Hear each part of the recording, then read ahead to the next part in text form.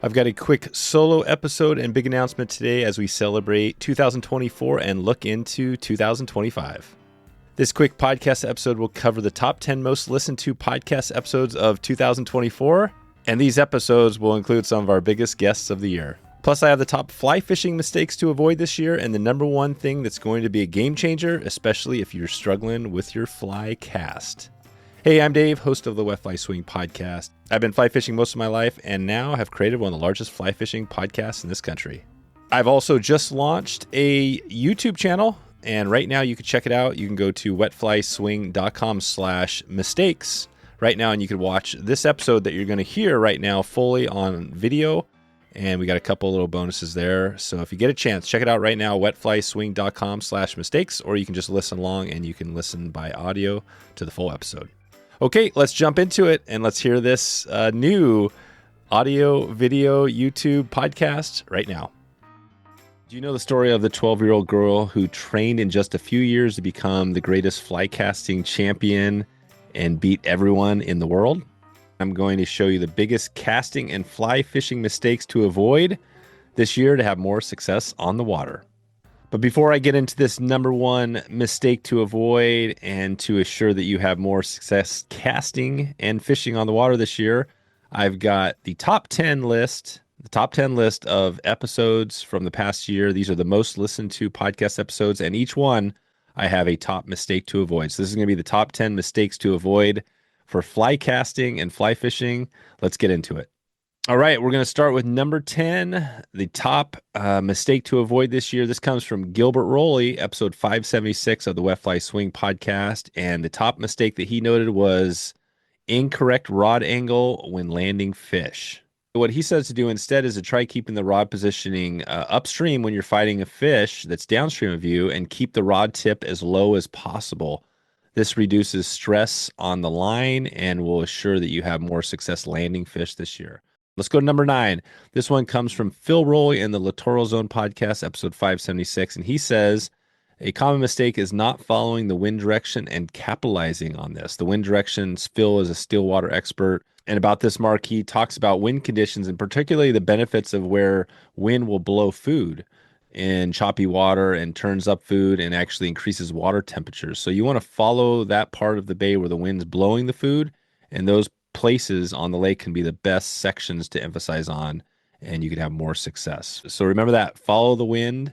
Phil Roy, Littoral Zone podcast. All right, number 8, Tim Rajeff, the master, another great fly casting. We got a bunch of fly casting tips today as we go here. So Tim's top mistake is ignoring your grip pressure when fly casting. How often do you think about that? Your grip pressure, right? You got your fly rod, you just think about casting it, but he talks about grip pressure. And he says a common mistake in fly fishing is maintaining a consistent grip pressure throughout the casting, right? So many anglers overlook the impact of varying the grip pressure depending on what you need for accuracy and control. And he also says by not experimenting with lighter or firmer grips, anglers may miss out on optimizing their cast in different fishing conditions. So it's essential. So check this one out if you want to hear more. That's episode 573. Wet Fly Swing podcast, and Tim goes deep on casting.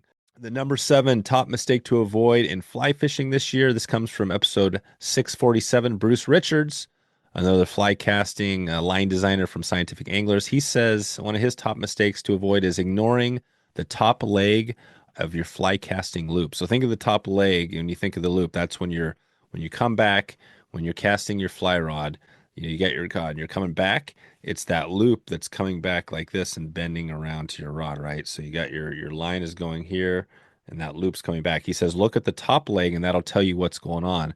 And if by looking this, you can just look back, right, when you're casting and take a look and you can see if it should be straight on. And what Bruce says is this section of the loop provides crucial information about the path of your rod tip that it has taken. So for effective and accurate casting, always aim to achieve a straight top leg in your loop as it indicates proper rod tip path. Avoid this oversight. So there you go. So if you maintain it, and you can see it, if it's off a little bit, if it's curving, you're off. And episode 647, Bruce has this in his 6-step method. This is a famous 6-step method you could check out, Bruce Richards. All right, the number 6 top mistake to avoid. This comes from episode 581 of our most listened to podcast episodes this year. And this is Al Burr, a master two-handed fly caster. And he says the mistake to avoid is using too much abrupt force application again on your fly cast. By abrupt force, he means not using the right force. And what he says is, he says instead use the power up method to gradually increase the force throughout the cast. This progressive buildup helps in managing the depth of the D loop and enhances the overall energy of the cast, leading to more controlled and effective results. So that goes for single and double hand cast, Roy. It's all about that timing, right? It's like the paintbrush analogy. Again, we've heard a lot of where the paintbrush, you come back, you start slow, faster, faster, stop, and then abrupt stop, stop, and then you come forward slow, slow, and then fast stop, and that's your fly cast. All right, let's go to number 5. The top 5 mistake to avoid. This comes from Deck Hogan, episode 651 of the podcast, and he says the mistake is ignoring fish feedback. So he's talking about steelhead specifically here. And he says one common mistake in fly fishing for steelhead is failing to adjust your technique after a fish shows interest. And this is interesting because this is kind of counterintuitive. We've talked a lot about this. But he says when a steelhead plucks or touches the fly without committing, it's a clear signal that something about your presentation can be improved. Instead of continuing with the same speed and the swing path, make thoughtful adjustments either by slowing down the fly, speeding it up, or altering the path of the current. So again, another tip, it's not always about just putting that same cast, mixed up a little bit. Episode 651, Deck Hogan, Master Deck Hogan. All right, we're getting there. Mistake number 4, the top fly fishing mistake to avoid from our top episodes this year. Episode 608, Topher Brown, talking about fly lines and Atlantic salmon fishing. His mistake is choosing a Skagit line when a Scandinavian line is going to give you more distance. It's going to allow you to reach more of the fish. So he mentions this part in the podcast where there's some fish that he can see working out in the middle of the river, in a big river. And with the Skagit, you can't really get out there as effectively as you can with the Scandinavian line. They're just balanced better for that longer. And he talks about shooting it up towards the tops of the trees when you're doing your spay cast. So if you're trying to cover that middle of the river, remember, don't just stick with the Skagit. There's some other lines you should have in your box and in your satchel that can help you do the trick. So that's episode 608, Topher Brown. The number 3, again, we're going to stick on casting in here with Kalen Lockard, episode 629. This is mistake number 3. And he says his mistake is neglecting practice drills, especially the grass drill. So he talks about this grass drill in the podcast. It's awesome, which is crucial for mastering the fly cast. The drill involves casting on the ground to visualize the perfect loop before taking it to the air. So again, he talks about casting it on the side, right? You're on the ground, you can see it, you drop it, cast back, you drop it behind you, drop it forward, and you could see the loop back and forth. And he says avoiding such drills can lead to a lack of control and understanding of the fly line's dynamics. Same thing. So if you're not looking at your line, if you're not watching it, seeing what it's doing, just like Bruce said, it's key to see what that loop is doing. And this grass drill is a really effective thing that you should be doing. And again, if the pros are doing it, I think we can all benefit from doing the same drills. So take a look at that. That's episode 629. Kalen has his top 5 casting tips there in episode 629. All right, the number 2, we're getting close. Number two, this is episode 566, Jason Randall talking about dry fly fishing. His top mistake to avoid is poor positioning and casting angles in mixed currents. So again, poor positioning when you're getting ready to target these fish. He says the common mistake when fishing in mixed currents is neglecting the importance of casting angles and line management. Jason highlights the crucial need for selecting the optimal approach for the angle to maximize drift length and minimize drag. So drag is killer and is a killer issue with dry flies. He says failing to consider how to position your casts in relation to currents can lead to shorter, less effective drifts and increased drag, which often results in fewer strikes and spooked fish. Sometimes it's essential to make the downstream presentation to extend your drift and enhance the fly's natural movement in the water. We've heard this a number of times. The downstream presentation, it's not always about upstream. Sometimes downstream is going to give you that better presentation. All right, episode 566. That's Dry Fly Fishing, Jason Randall. All right, and the top number 1 mistake to avoid this year, drum roll please. This comes from Chris Korich, episode 678. Chris Korich, this is a great one, and I think he's going to disrupt what a lot of people are saying out there. And if you haven't heard about this, again, going back to Maxime McCormick, how does a 12-year-old girl in just a few years become the great champion in fly casting?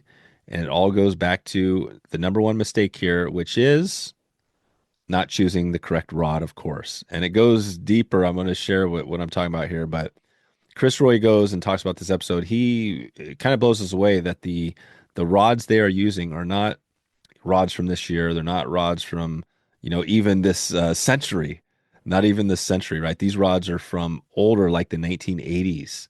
So what they're using is really full action fly rods. So again, a full action fly rod is a rod that's going to bend instead of just bending. See, this is our rod. Instead of just bending in the tip, this is a tip flex. It's a full flex, like just like this pin. See how it's bending in the whole thing? So you want down here, you want to feel that line when you're casting it. You want to be able to feel it bending in your hand.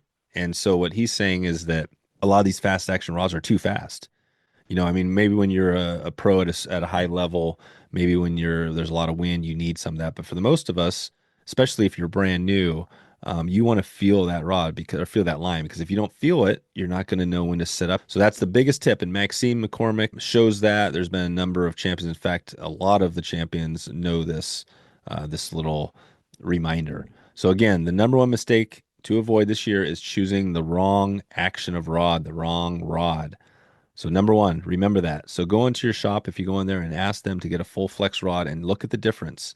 You don't necessarily have to have a fiberglass rod, but that might be a good way to look at some of these newer rods and feel what that feels like.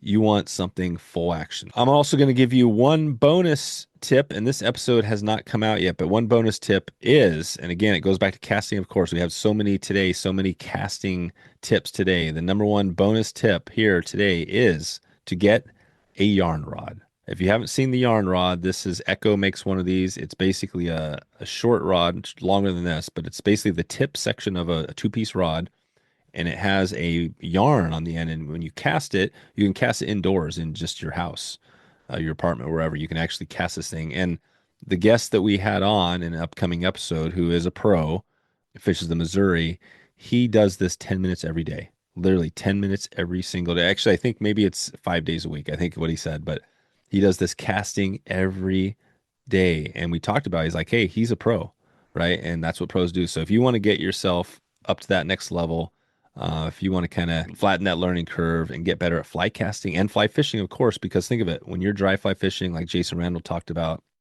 and you got to hit that spot. And sometimes you do, maybe it is that little spot where you got to hit with that fly. Practice is the only way you're going to do it. And you're not going to do it on the water. That's where the struggle is, right? You got to do it when you're doing these practicing skills. So that's the biggest tip and takeaway today, is that practice, and practice some more. You don't have to do it for hours a day. Even 10 minutes a day will do it. All right, hope you enjoyed that one. If you want to check it out, like we said, you can go to wetflyswing.com/mistakes, and you can listen to this and actually watch this episode on video. And we'd love it if you can subscribe there. That supports the channel. We're going to see if we can bump our subscribe counts. So if you get a chance, please subscribe. We're going to be doing some cool stuff over the next the year. We're going to be trying this out via YouTube. So we're going to have some of these shorter top tips episodes. We're going to have some summaries. We're going to have full-length episodes on there. We got one coming up soon that's a full podcast episode on video. We're going to have some other webinars, things like that will be on this channel. So if you want to check it out and get all that information on top of this podcast, we'll still be doing everything by audio just like we have always done. So if you love Apple Podcasts, Spotify, whatever, we'll still continue doing that. But this is another way we're going to expand out and provide more value YouTube style.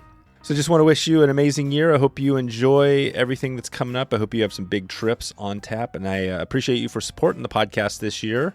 I'm going to be checking back in with you. But if you have any feedback, I would love to hear from you. If you think YouTube is a good place where we should be jumping in and going, kind of relaunching things, I'd love to hear about that right now. You can send me an email, dave@wetflyswing.com. And just want to wish you a wonderful, happy holidays and a great 2025.